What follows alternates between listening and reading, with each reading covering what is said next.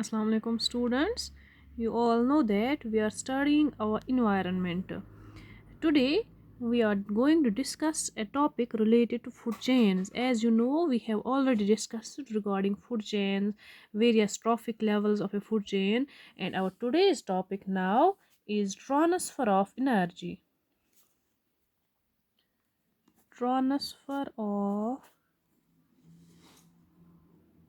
energy in food chain.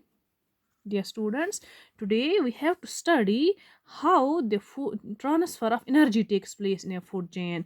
You all know that food chain is a series of different organisms which feed upon one another, and now we have to study how the energy transfers from one series of organism to another, yeah, one or group of organism to another group of organism. This thing we have to study, that we call as transfer of energy. Actually, we have to study transfer of energy from one tropic level to another tropic level. So dear students, you people know that in a food chain there are various tropic levels. For example, this is plants, first tropic level, plants. Then suppose we will take the example of a deer, and then lion. This is a food chain which consists of three tropic levels. The basic tropic level here is plants. I have already told you that in each and every food chain, the basic initial जो trophic level होती है, that is constituted by the producers. Plants होते हैं उसमें. क्यों plants होते हैं? क्योंकि plants are the only organisms, plants are the only living things which can synthesize their food, which can synthesize carbohydrates from inorganic materials like carbon dioxide is there, water is there, by using the sunlight. Otherwise बाकी जो organisms होते हैं, they are not capable of this thing.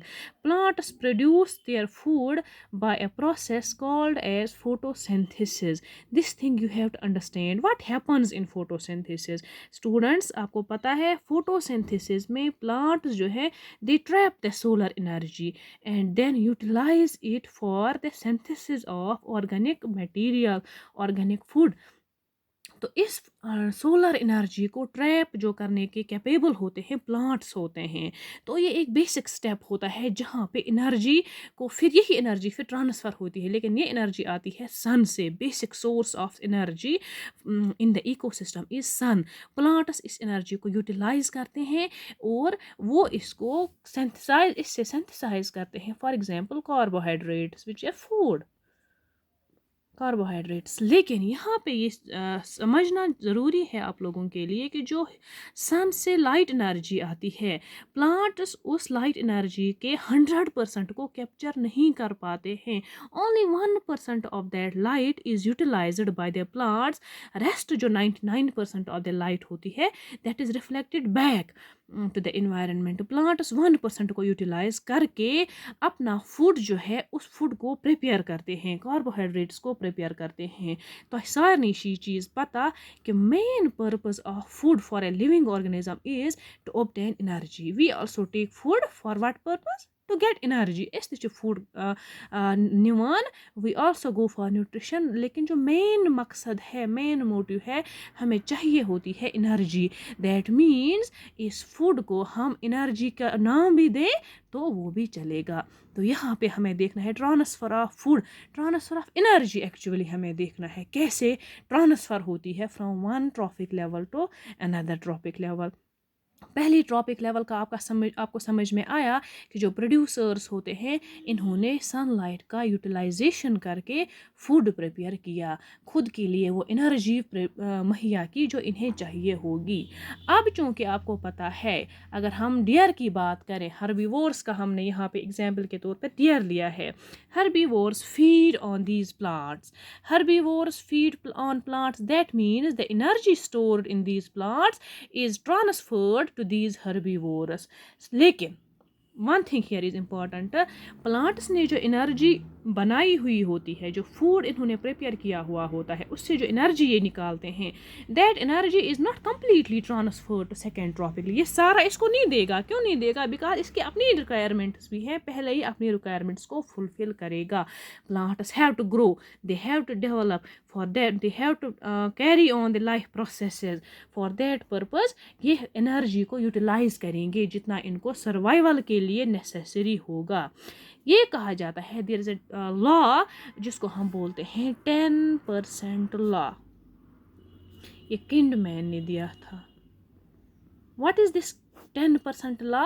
Dear students, according to this 10% law, ये एक जो सबसे ज़्यादा accept किया जाता है जनरलाइजेशन, दैट इज़ 10% लॉ। ये 10% लॉ दिया गया है for the transfer of energy. According to this 10% law, हर एक ट्रॉपिक लेवल से नेक्स्ट ट्रॉपिक लेवल में जो एनर्जी ट्रांसफ़र होती है, only 10% of energy is available for transfer. अगर इसके पास 100 जूल्स ऑफ एनर्जी है, तो out of that very 100 only 10 joules will be transferred to this herbivore level. That means 10% energy ही ट्रांसफ़र होती है। अब यहाँ से अगर यहाँ पे 10 जूल्स आए, यहाँ से एक ही जूल इधर जाएगा। दैट मीन्स यहाँ पे हमें ये समझना है, when we move forward in a food chain, the energy decreases. जितनी एनर्जी हर्बीवो इस प्रोड्यूसर्स के पास थी, उससे कम एनर्जी सेकेंड ट्रॉपिक लेवल यानी हर्बीवोर्स में होगी। इस हर्बीवोर्स के कंपैरिजन में कम एनर्जी इस थर्ड ट्रॉपिक लेवल के पास होगी। यहाँ पे एक और बात भी क्लियर हुई, this it is because of this reason कि एनर्जी डिक्रीज होती है from by transferring from one trophic level to another trophic level. यहाँ पे एक और चीज़ क्लियर हो गई, वो क्या है कि जो नंबर ऑफ ट्रॉपिक लेवल्स होते हैं एक फूड चेन में, this is why the number of food chain is limited. Limited इसलिए होती है क्योंकि ये एनर्जी डिक्रीज होती है। यहाँ 100 जूल्स थे, यहाँ 10 जूल्स रह गए, यहाँ पे 1 जूल रह गया। अगर अनदर ट्रॉपिक लेवल होगी तो 0.1 जूल रहेगा। दैट मीन्स कि ये इतना डिक्रीज हो जाता है कि अगर इसमें ज़्यादा नंबर ऑफ ट्रॉपिक लेवल्स होगा, तो जो आगे जैसे जैसे हम बढ़ेंगे, तो ये जो एनर्जी ट्रांसफ़र होती है, this energy will be insufficient for carrying out the life processes. That is why एक लिमिटेड नंबर होता है, यूजुअली 3 और 4 स्टेप्स की फूड चेन होती है, जो एक स्टेबल फूड चेन होती है। अगर 5, 6, 7, 8, 9, 10 ट्रॉपिक लेवल्स होंगे, तो चूँकि हमें पता है कि एज पर 10% law, the energy which when we move forward in a food chain, the energy transfer decreases। तो आगे आगे जैसे हम जाएंगे, तो आगे वाली ट्रॉफिक लेवल्स में जो एनर्जी ट्रांसफ़र होगी, that will not be sufficient for the organisms to carry on their life processes। इस वजह से नंबर ऑफ ट्रॉफिक लेवल्स भी लिमिटेड होता है एक फूड चेन में। तो इस तरह से आपने समझा कि ट्रांसफ़र कैसे होता है। सारी एनर्जी ट्रांसफ़र नहीं होती है, खाली 10% of the energy is transferred, जिसको 10% लॉ भी बोलते हैं, किंडमैन ने दिया था 1942 में। Dear students, this is I think this is enough in our today's class. In our next class we will continue the topic. Thanks.